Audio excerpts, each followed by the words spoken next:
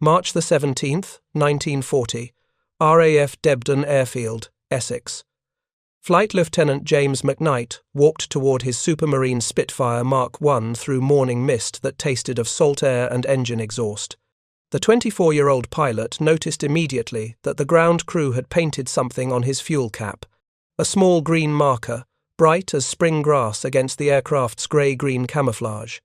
McKnight had flown this exact machine 3 weeks earlier during reconnaissance missions along the French border, supporting the British Expeditionary Force.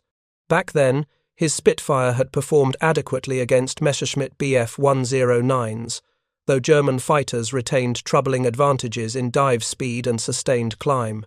Today, everything will change. The green marker identified his fighter as one of the first in Fighter Command to receive BAM 100, British Air Ministry 100-octane aviation fuel. The mechanics had worked through the night modifying his Rolls-Royce Merlin 3 engine, adjusting the boost control cutout, installing new spark plugs rated for higher cylinder pressures. These modifications would allow his engine to operate at manifold pressures that would have destroyed the power plant just days earlier. McKnight climbed into the cockpit, aware that he carried more than ammunition and survival equipment. He carried the concentrated achievement of American petroleum chemistry, British engineering pragmatism, and desperate strategic necessity. The green-tinted fuel in his tanks represented thousands of hours of refinery development, millions of gallons shipped across the Atlantic through waters where German U-boats prowled, and the coordinated effort of chemists who would never see combat but whose work would prove as decisive as any aerial engagement. Within hours, German pilots would encounter something fundamentally different, a Spitfire unrestrained by the performance limitations they had studied and planned against over the preceding months of combat. If you're enjoying this deep dive into the story, hit the subscribe button and let us know in the comments from where in the world you are watching from today. The story of 100-octane fuel began not in the chaos of aerial combat, but in the methodical world of petroleum chemistry. During the mid-1930s, American oil companies faced a technical challenge. Aviation engines were becoming more powerful, but conventional fuel limited their performance. The fuel available in 1938, designated 87-octane, would detonate prematurely under high compression, causing engine knock that damaged cylinder heads and pistons. Octane rating measures a fuel's resistance to premature ignition. Pure isooctane, a branched hydrocarbon with 8 carbon atoms, became the baseline for 100-octane fuel. Pure heptane, with 7 carbon atoms arranged in a straight chain, represented 0 on the scale. Conventional aviation fuel in 1938 consisted primarily of straight-chain hydrocarbons, refined through simple distillation, producing octane ratings between 80 and 90. Eugene Houdry, a French-born engineer working for Sun Oil Company in Pennsylvania, developed a catalytic cracking process that broke down heavy petroleum fractions into lighter, more complex hydrocarbons. His process, perfected by 1938, produced fuel with dramatically improved anti-knock characteristics.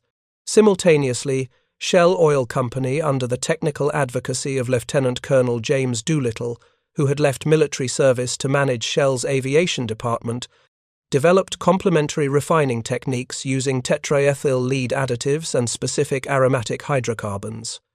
The result was 100-octane aviation fuel, a clear liquid with a distinctive green tint added to distinguish it from standard grades. According to documentation from the Royal Society of Chemistry, this fuel contained approximately 4 grams per gallon of tetraethyl lead, compared to less than 1 gram in standard fuel. The lead acted as an anti-knock compound, suppressing premature detonation. The fuel also incorporated increased concentrations of aromatic compounds, particularly benzene, toluene, and xylene, derived from catalytic cracking processes. These aromatics, while contributing to octane rating, created challenges. They were more corrosive than straight-chain hydrocarbons, requiring modified fuel system components. They produced more carbon deposits in combustion chambers, necessitating more frequent maintenance. But their anti-knock characteristics allowed engines to operate at compression ratios and boost pressures impossible with conventional fuel. The British Air Ministry faced strategic decisions in 1938. Fighter Command operated Hurricanes and Spitfires, powered by Rolls-Royce Merlin engines producing 1,030 horsepower using 87-octane fuel. British petroleum refineries could not manufacture 100-octane fuel in meaningful quantities. The complex catalytic processes required specialized equipment, enormous capital investment, and petroleum feedstocks Britain lacked. The United States possessed what Britain needed. American refineries, particularly those processing Venezuelan crude oil, could produce 100-octane fuel using the Hudry process and related techniques. Shell Oil's Californian facilities, Esso's refineries in Louisiana and Aruba, and Anglo-Iranian Oil's plant at Abadan in Persia all possessed capability to manufacture high-octane aviation fuel. In January 1937, engine expert F.R. Banks wrote a paper recommending 100-octane fuel become standard for the Royal Air Force. His recommendation was initially rejected. The Air Ministry worried that dependence on American fuel supplies created unacceptable strategic vulnerability. What would happen if war isolated Britain and Americans' fuel stopped flowing? Personnel changes in the Air Ministry shifted this calculus. By mid-1938, experimental batches of 100-octane fuel arrived in Britain for testing. Engineers at the Royal Aircraft Establishment Farnborough conducted systematic trials with modified Merlin engines. The results exceeded expectations. The same basic engine that produced 1,030 horsepower on 87-octane fuel could generate 1,310 horsepower using 100 octane at increased boost pressures. By June 1939, 3 months before war began, Britain started stockpiling 100-octane fuel. Tankers crossed the Atlantic, carrying thousands of tons of green-tinted aviation gasoline. Storage facilities near fighter bases accumulated reserves. The fuel arrived from multiple sources: Esso refineries in Aruba and Baton Rouge, Louisiana, Anglo-Iranian facilities at Abadan, Shell refineries in Borneo.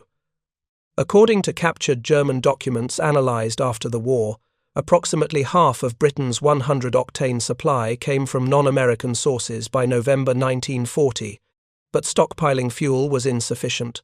The Rolls-Royce Merlin engine required modification to safely use 100-octane. The engineering challenge centered on boost pressure. The Merlin's single-stage, single-speed supercharger compressed the fuel-air mixture before feeding it to the cylinders. With 87-octane fuel, maximum boost pressure was limited to 6¼ pounds per square inch above atmospheric pressure. Higher boost caused detonation that destroyed engines within minutes. 100-octane fuel's superior anti-knock characteristics allowed boost pressures to double. Engineers modified the boost control cutout, a mechanical regulator that prevented pilots from overboosting engines. With new settings, pilots could advance throttles to 12 pounds per square inch boost for up to 5 minutes. An emergency power setting that increased horsepower by approximately 300. The modifications were remarkably simple given their impact. Mechanics replaced spark plugs with units designed for higher cylinder pressures. They adjusted the boost control mechanism, changing internal stops that limited throttle travel. They installed shrouded cylinder head bolts to prevent exhaust valve seats from loosening under increased thermal loads. The work could be accomplished at squadron level in approximately 6 hours per aircraft. In March 1940, Fighter Command began converting Spitfire and Hurricane squadrons to 100-octane fuel. The timing was critical. The phony war was ending. German forces were massing for the Western offensive that would overrun France and the Low Countries. Within weeks, RAF fighters would face the Luftwaffe in combat that would determine whether Britain could continue the war. The conversion proceeded carefully.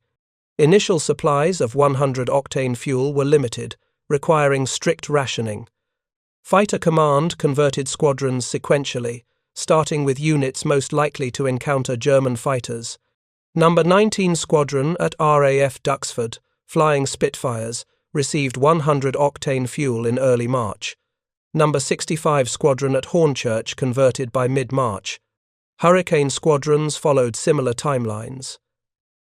German intelligence in spring 1940 possessed detailed knowledge of RAF fighter capabilities.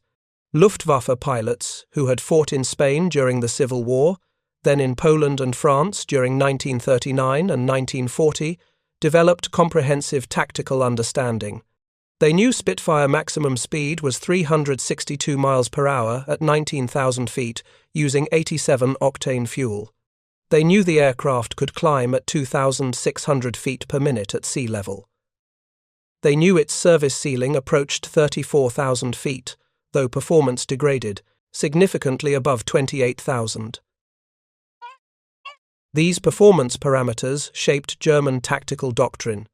Messerschmitt Bf 109 Emil fighters, powered by Daimler-Benz DB601 engines, could achieve 354 miles per hour at 12,000 feet. The Bf 109 climbed at 3,000 feet per minute at sea level, faster than the Spitfire. Most critically, German fighters excelled in diving attacks. Their fuel injection systems, unlike the Spitfire's float carburetors, functioned perfectly during negative G maneuvers. German pilots could push into steep dives, attack, then escape by diving away, confident that Spitfires couldn't follow without engines cutting out. German tactical manual from 1940 instructed pilots to exploit vertical maneuvers, gain altitude above British formations, attack from above with speed advantage. If pressed, dive away at maximum speed. The Spitfire's superior turning ability meant nothing if German fighters never engaged in sustained turning combat. These tactics worked effectively over France during May 1940. RAF fighters covering the Dunkirk evacuation faced Bf 109s that could dictate engagement terms. German pilots chose when to attack and when to disengage. British pilots reported frustration at watching German fighters escape after inconclusive engagements. What German intelligence didn't know was that the Spitfires and Hurricanes they would face over Britain operated under entirely different performance parameters. The green-tinted fuel flowing into RAF fighters transformed the same basic aircraft into machines capable of performance that rendered German tactical assumptions obsolete. March 29, 1940. Flight Lieutenant James McKnight led his section of 3 Spitfires on patrol over the English Channel near Dover. His briefing that morning included specific instructions. The 100-octane fuel allowed emergency boost settings, but pilots must use them judiciously. Maximum power for 5 minutes, then reduced to normal settings to prevent excessive engine wear. The engineering officer had explained that sustained high boost increased temperatures to levels that accelerated deterioration of valve S and piston rings. But 5 minutes at emergency power could decide combat outcomes. McKnight's aircraft felt different during the pre-flight check.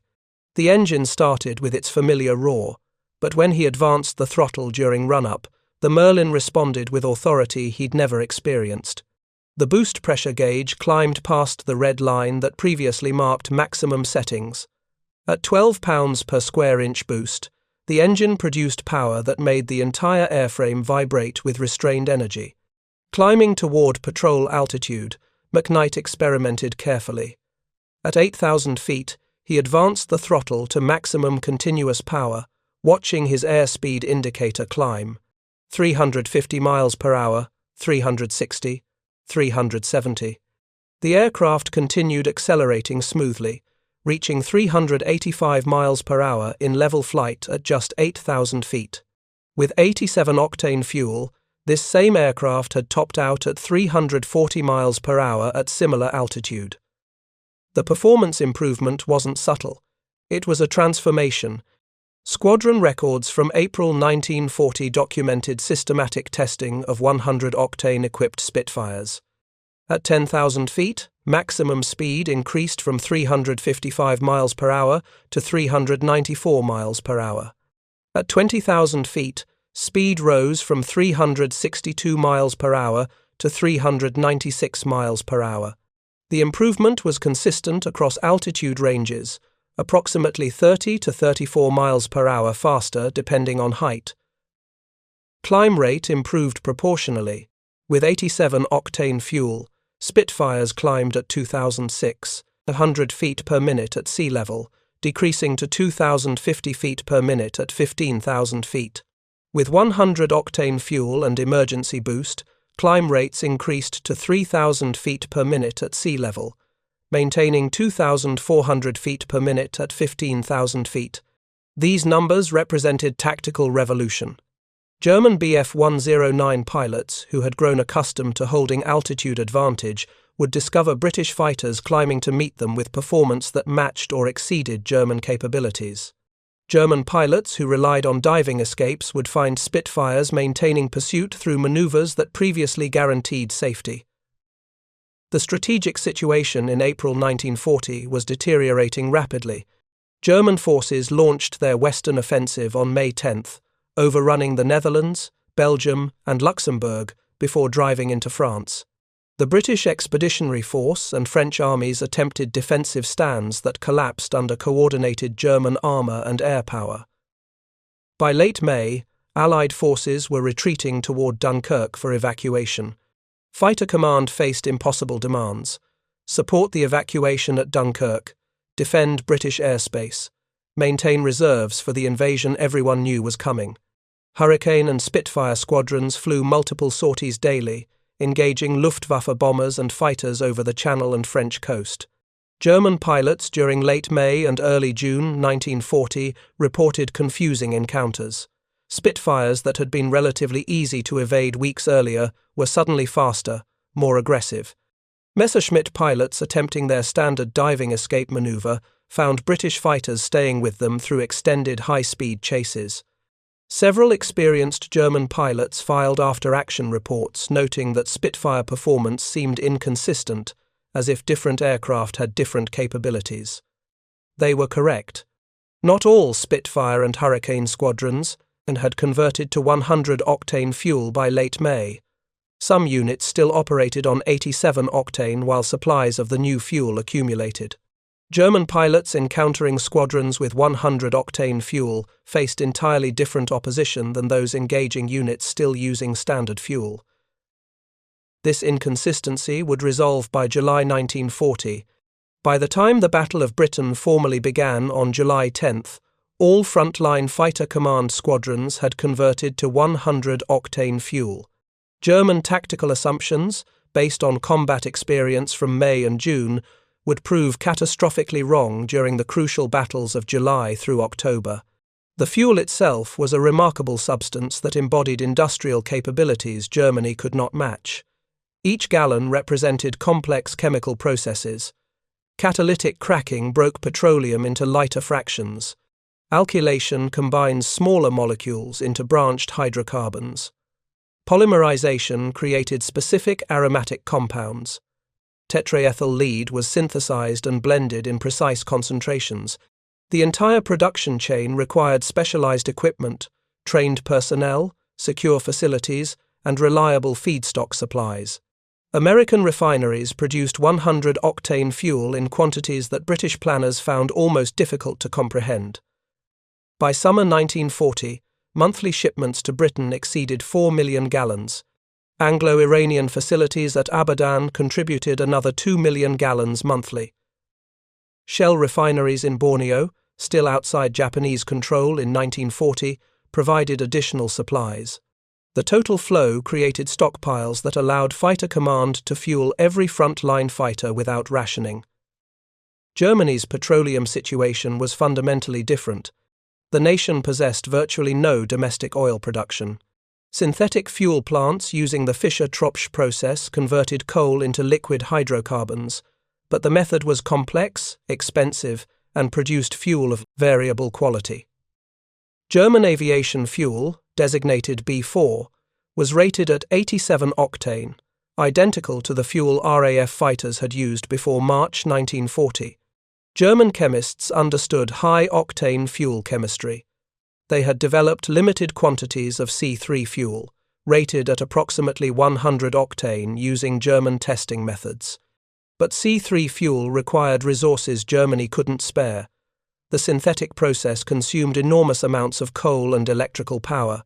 Specialized catalysts were difficult to manufacture, and even with maximum effort, German synthetic fuel plants couldn't produce C3 in quantities sufficient for operational use except in limited circumstances. Some elite Luftwaffe units received C3 fuel for specific missions.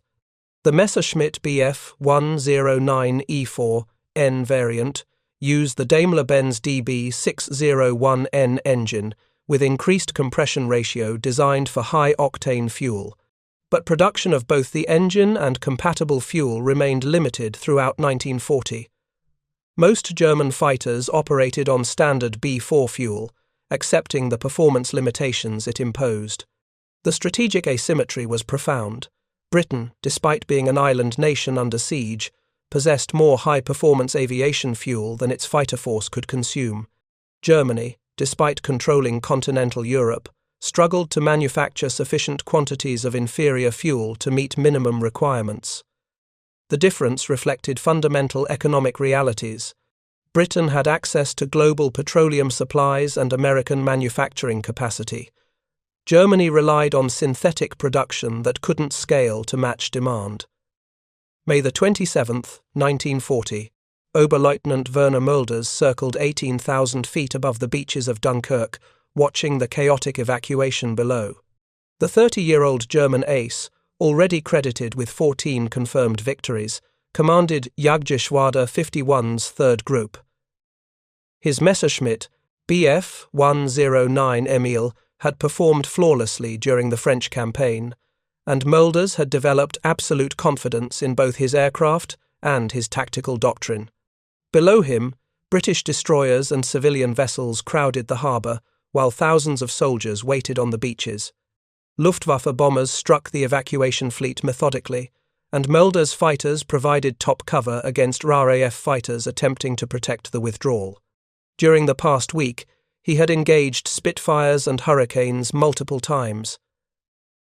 The encounters followed predictable patterns. German fighters attacked from altitude with speed advantage, damaged or destroyed British aircraft, then dove away before reinforcements arrived. This morning would be different. Mölders spotted 6 Spitfires climbing from the northwest, heading toward the evacuation beaches. He signaled his Staffel and rolled into a diving attack, building speed rapidly. At 15,000 feet, he opened fire on the trailing Spitfire from 400 meters, seeing strikes along the fuselage. The British pilot broke hard left, and Mölders followed, expecting the standard defensive maneuver. The Spitfire reversed suddenly, accelerating in a climbing turn that shouldn't have been possible. Mölders had fought Spitfires extensively over France. He knew their performance envelope. This aircraft was climbing at a rate that exceeded his intelligence data by a significant margin. More troubling, when Mölders pushed his stick forward to disengage in a dive, the Spitfire followed him down, maintaining distance through a maneuver that should have left it far behind. At 8,000 feet, Mölders pulled hard to level flight and advanced his throttle to maximum emergency power. His Daimler-Benz DB601A engine produced 1,175 horsepower, pushing his fighter to approximately 350 miles per hour. He glanced back. The Spitfire was still there, matching his speed, positioned for a deflection shot. Mölders broke left, climbed steeply, then rolled away in another dive. Standard evasion that had always worked. The Spitfire stayed with him through each maneuver. Finally, Mölders dove toward cloud cover at 9,000 feet and escaped. As he reformed his Staffel, he noted that 2 of his pilots had also broken off engagements without achieving kills. Both reported unusually aggressive Spitfire performance. That evening, Mölders filed an after-action report, noting that British fighters appeared to have improved performance compared to previous encounters. His report joined dozens of similar observations from other pilots. Luftwaffe intelligence officers compiled the data with growing concern. Something had changed. Either the British had introduced new aircraft variants, or the same aircraft were performing better than German estimates predicted. The truth remained hidden through June and July 1940. British pilots received strict instructions never to discuss fuel specifications over radio frequencies, even using coded language. If forced to crash land in enemy territory, they were ordered to destroy their aircraft completely, ensuring fuel samples couldn't be recovered for analysis. The Germans must not learn the source of the Spitfire's suddenly improved performance. If you find this story engaging, please take a moment to subscribe and enable notifications. It helps us continue producing in-depth content like this. June the 15th, 1940, RAF Tangmere, West Sussex. Squadron leader Douglas Bader addressed his pilots from No. 242 Squadron before an evening patrol. The legendary pilot, who had lost both legs in a 1931 flying accident and returned to service through sheer determination, stood before his Hurricane squadron with characteristic directness. "The Germans are learning that our aircraft perform better than they expect," Bader said. "But they don't understand why. That's our advantage. Use it ruthlessly. When Jerry dives away, follow him down. When he climbs for altitude, match him. The green petrol gives us power he can't match. Don't waste it." Bader's squadron had converted to 100-octane fuel in late May. The change transformed the Hurricane Mark I from a capable but limited fighter into an aircraft that could challenge Messerschmitts across most performance parameters. While still slower than the Bf 109 in level flight, the Hurricane's improved climb rate and sustained combat power allowed aggressive tactics that wouldn't have been possible weeks earlier. The psychological impact extended beyond raw performance numbers. RAF pilots who had spent months feeling slightly outmatched now entered combat with confidence. They knew their aircraft could match German fighters in critical areas.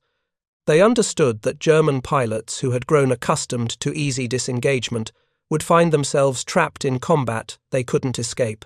German intelligence officers struggled to explain the contradiction between observed performance and established specifications. Multiple theories circulated through Luftwaffe headquarters. Perhaps the British had secretly produced new Spitfire variants with modified engines. Perhaps they had developed improved superchargers. Perhaps the aircraft German pilots encountered were experimental models not yet deployed in quantity. One technical officer suggested the British might be using higher-octane fuel, but his theory faced skepticism. German synthetic fuel production required enormous resources to manufacture 87-octane B4. The concept that Britain, an island under blockade, could manufacture and distribute 100-octane fuel in operational quantities seemed economically impossible. The Battle of Britain formally began on July 10, 1940. Luftwaffe operations initially focused on attacking Channel convoys and coastal targets, probing RAF defences while preparing for larger strikes against airfields and industrial facilities. German fighter pilots engaged British fighters daily, and the pattern of confusing encounters continued. Spitfires consistently demonstrated performance that exceeded intelligence estimates. Hauptmann Helmut Wick, commanding officer of Jagdgeschwader II's 1st Gruppe, noted in his personal diary on July 23 that the Spitfire is faster than our estimates suggest, particularly at lower altitudes. Our pilots report difficulty maintaining altitude advantage and cannot reliably disengage through diving maneuvers. Either our intelligence is wrong or the British have made modifications we don't understand. Wick was among Germany's most capable fighter pilots, eventually credited with 56 victories before his death in November 1940. His observations carried weight, and Luftwaffe Technical Command ordered detailed analysis of any captured British fighters to identify modifications that might explain improved performance. The opportunity came in early August 1940. A Spitfire from No. 54 Squadron, piloted by pilot officer Colin Gray, sustained battle damage during combat over Belgium on August 7. Gray attempted to reach the coast, but his damaged engine lost power. He crash-landed in a field near Ostend, in occupied Belgium. German forces captured the wreckage before Gray could destroy it. Luftwaffe technical teams arrived within hours. The aircraft was relatively intact despite the forced landing. Most critically, the fuel tanks still contained several gallons of aviation gasoline. Technicians carefully extracted samples, noting immediately that the fuel had an unusual green tint. Standard British aviation fuel, like German B4, was clear or slightly blue. This fuel was distinctly green. The samples went to the Luftwaffe's chemical analysis laboratory at Rechlin, Germany's primary aircraft testing facility. Chemists conducted systematic testing to determine the fuel's composition and performance characteristics. The analysis took 3 days and produced results that explained everything German pilots had been reporting. The fuel was rated at approximately 100 octane using German testing methodology, significantly higher than the 87-octane B4 that powered Luftwaffe fighters. Most significantly, the fuel's anti-knock characteristics allowed manifold pressures at least 20% higher than German fighters could sustain. A Rolls-Royce Merlin engine using this fuel could operate at 12 pounds per square inch boost, compared to the 6 pounds maximum boost used by German engines with B4 fuel. The power increase was substantial, explaining exactly why Spitfires demonstrated approximately 300 additional horsepower compared to German estimates.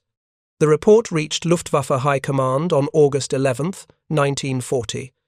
Reichsmarschall Hermann Göring, commander of the Luftwaffe, read the analysis with growing anger. For 4 months, his pilots had been fighting British fighters operating with a significant performance advantage that German intelligence had completely missed.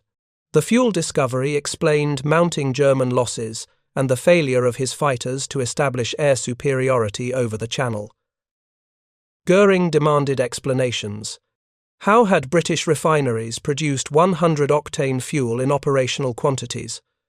Where did the complex aromatics come from? How had German intelligence failed to detect this development during peacetime reconnaissance? The answers were unsatisfying. British refineries couldn't produce 100-octane fuel domestically. The fuel came from American sources, particularly Esso refineries in Louisiana and the Caribbean, plus Anglo-Iranian facilities in Persia. The Houdry catalytic cracking process and related American techniques produced 100-octane fuel efficiently, but these processes required equipment and expertise Germany didn't possess. German chemists assured Göring that they could manufacture similar fuel. The chemistry was well understood, but production would require years to establish the necessary facilities, and even then, output would be limited by Germany's reliance on synthetic fuel plants rather than petroleum refineries. Meanwhile, the Battle of Britain was intensifying. August 13, 1940, Adlertag, Eagle Day, marked the beginning of concentrated Luftwaffe operations against RAF airfields and infrastructure. German bombers struck targets across southern England, escorted by Messerschmitt fighters tasked with destroying fighter command in aerial combat. The campaigns unfolded through August and September exposed the full impact of Britain's fuel advantage. German fighter pilots, now aware that British aircraft outperformed their estimates, approached combat more cautiously. The aggressive tactics that worked over France became suicidal over Britain. Spitfires and Hurricanes could match German fighters in climb, exceed them in sustained speed at many altitudes, and maintain pursuit through diving escapes that previously guaranteed safety. German loss rates accelerated. During the week of August 12 through 18, the Luftwaffe lost 94 fighters in combat. RAF Fighter Command lost 63 Spitfires and Hurricanes. The loss ratio, approximately 1.5 to 1 in Germany's disfavour, was unsustainable given Britain's superior pilot training pipeline and aircraft production rates. Oberst Adolf Galland, one of Germany's most respected fighter leaders, wrote candidly about the fuel disparity in post-war memoirs. "We knew by August 1940 that British fighters used superior fuel. What we couldn't know was the full extent of the advantage it provided. Our pilots encountered Spitfires that could climb with us, run with us, and fight us on equal or better terms at altitudes where we expected dominance." The psychological impact was as important as the performance difference. Galland noted that German pilots began avoiding combat when circumstances weren't overwhelmingly favourable. Fighter sweeps became less aggressive. Bomber escorts stayed closer to their charges rather than aggressively pursuing British fighters. The Luftwaffe was transitioning from offensive operations to defensive survival. The technical analysis of captured fuel led German engineers to examine what modifications would be necessary for Luftwaffe fighters to use 100-octane fuel. The Daimler-Benz DB601 engine, powering most Messerschmitt fighters in 1940, had been designed for 87-octane fuel, with relatively modest compression ratios and conservative boost pressures. Engineers calculated that the DB601 could potentially use 100-octane fuel with modifications to increase compression ratio, strengthened components to handle higher cylinder pressures, and revised supercharger boost settings.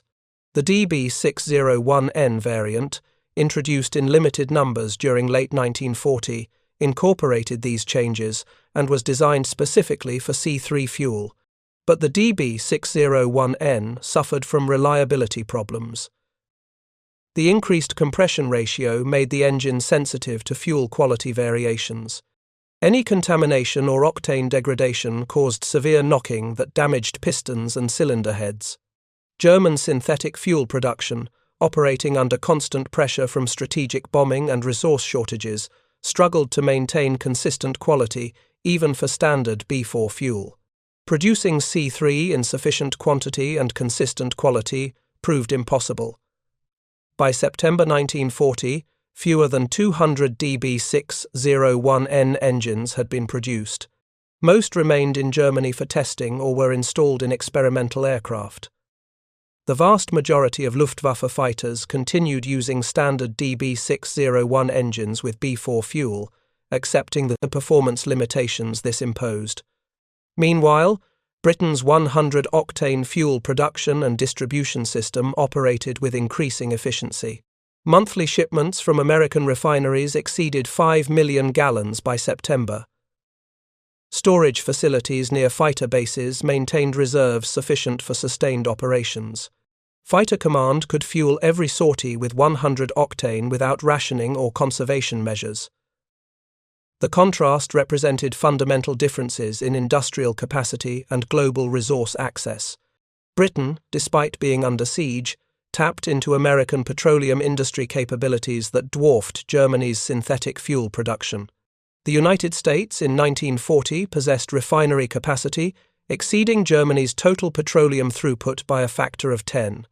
American chemists and engineers had developed catalytic cracking processes that efficiently produced high-octane components. American logistics could deliver millions of gallons across submarine-infested ocean to British storage facilities with acceptable loss rates. Germany relied on synthetic fuel plants that converted coal to liquid hydrocarbons through complex chemical processes. The Fischer-Tropsch method worked, but it was slow, expensive, and sensitive to disruption. Each synthetic fuel plant represented a critical strategic target. Damage to key facilities cascaded through the entire fuel supply chain. British intelligence recognized this vulnerability. Strategic bombing of German synthetic fuel plants would become a priority in 1943 and 1944, with devastating effect. But even in 1940, German fuel production operated at capacity with minimal reserve margin. Any increase in C3 production meant reducing B4 output, creating shortages that affected operational training and reduced combat sortie rates. The Battle of Britain reached its climax during September 1940. The Luftwaffe shifted tactics multiple times, attempting to find approaches that would destroy fighter command. Daylight bombing of airfields gave way to attacks on London and industrial cities. Fighter sweeps attempted to draw British fighters into combat on German terms. Nothing worked consistently. RAF Fighter Command, operating with the advantage of radar, interior lines, and aircraft that outperformed German expectations, maintained defensive capability despite heavy losses.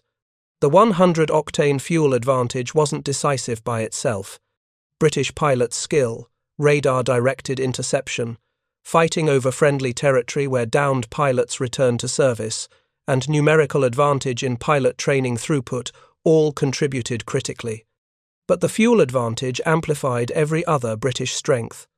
Pilots could engage aggressively, knowing their aircraft's performance matched or exceeded German capabilities. Controllers could vector fighters to intercept confident that they could catch enemy formations. The psychological impact on German pilots grew as the battle progressed. They knew British fighters were faster than intelligence suggested. They couldn't reliably escape. Every engagement carried higher risk than combat over France had implied. By late September, the Luftwaffe had effectively abandoned its attempt to achieve air superiority over Britain. Daylight bombing operations became prohibitively expensive. Fighter sweeps over England declined as loss rates exceeded replacement capacity. Germany began transitioning to night bombing, acknowledging that daylight operations could not succeed against Fighter Command's defence. The Battle of Britain's outcome rested on multiple factors, but fuel quality played a larger role than most histories acknowledge. The 30 to 35 mile/hour speed advantage at combat altitudes, the sustained high power during extended engagements, the psychological confidence that came from flying superior equipment, all flowed directly from green-tinted, 100-octane fuel delivered from American refineries, October 31, 1940. The official end date of the Battle of Britain found the Luftwaffe defeated in its primary objective. Operation Sea Lion, the planned invasion of Britain, was postponed indefinitely. German forces would turn eastward toward the Soviet Union, while Britain endured but survived to continue the war. Pilot officer James McKnight, who had flown one of the first Spitfires converted to 100-octane fuel in March, survived the battle with 3 confirmed victories. In his logbook, he noted simply, "The new fuel made all the difference. Jerry couldn't run, couldn't climb away, couldn't dictate the fight. We could meet him on equal terms, and our advantages in radar and position made the difference." German post-battle analysis, conducted during November 1940, identified fuel quality as a critical factor in the Luftwaffe's defeat. The report noted that British fighters demonstrated consistent performance advantages that German intelligence had failed to predict. The discovery of 100-octane fuel in August provided an explanation, but by then the battle's outcome was largely determined. The Luftwaffe Technical Command recommended urgent development of German high-octane fuel production and engine modifications to use it. The recommendations were filed with other requirements for expanded aircraft production, improved radar, better communication systems, and countless other needs. Germany's strategic situation made implementing any major program difficult. Resources were scarce, industrial capacity was limited, and the invasion of the Soviet Union would consume whatever margin remained. The 100-octane fuel program continued expanding throughout 1941 and 1942. British domestic production increased slightly as new facilities came online. American Lend-Lease shipments accelerated after the United States entered the war in December 1941. By 1943, 100-octane fuel became so abundant that RAF began stockpiling reserves for the inevitable invasion of Europe. German fuel production moved in the opposite direction. Allied strategic bombing targeted synthetic fuel plants with increasing accuracy and intensity. Production declined from approximately 175,000 tons monthly in May 1943 to less than 50,000 tons by May 1944. The decline affected every aspect of Luftwaffe operations. Training flights were curtailed, operational sorties were reduced. Fighter units received instructions to engage Allied formations only when tactical circumstances strongly favoured success. By D-Day, June 6, 1944, the Luftwaffe was essentially grounded by fuel shortages. Fewer than 100 sorties were flown against the invasion force despite clear weather and the obviously critical nature of the operation. German fighters that might have contested the landings sat on airfields with empty tanks, while Allied aircraft operated with unlimited fuel supplies. The story of 100-octane fuel in the Spitfire was a story of strategic advantage amplified by industrial capacity. The chemistry was known to German scientists. The engine modifications required to use high-octane fuel were understood by German engineers. What Germany couldn't match was the industrial and logistical system that produced millions of gallons monthly and delivered it reliably to operational units. Britain possessed access to that system through American alliance and global petroleum supply chains. The green tint marked more than just high-octane fuel. It marked the concentrated output of American refineries, the expertise of chemists who developed catalytic cracking, the determination of tanker crews who crossed submarine-infested oceans, and the strategic decision to share critical technology with an ally fighting for survival. The Germans never expected 100-octane fuel to turn Spitfires into 400-mile-per-hour Interceptors. That failure of imagination and industrial capability cost them the sky over Britain and ultimately the war. Flight Lieutenant James McKnight flew his final combat mission in March 1945, still in a Spitfire, still burning green-tinted fuel. His logbook recorded over 600 combat hours. He survived because his aircraft could outrun, outclimb, and outfight opponents constrained by inferior fuel. The green marker painted on his fuel cap in March 1940 represented more than chemical advantage. It represented the triumph of industrial capacity over technical knowledge, of global logistics over isolated genius, of systematic production over desperate improvisation. German chemists understood high-octane fuel. They simply couldn't make enough of it to matter. Britain had access to refineries that produced 100-octane fuel faster than Fighter Command could burn it. That asymmetry decided the Battle of Britain before the first shot was fired. Thank you for reading. For more detailed historical breakdowns, check out the other videos on your screen now, and don't forget to subscribe.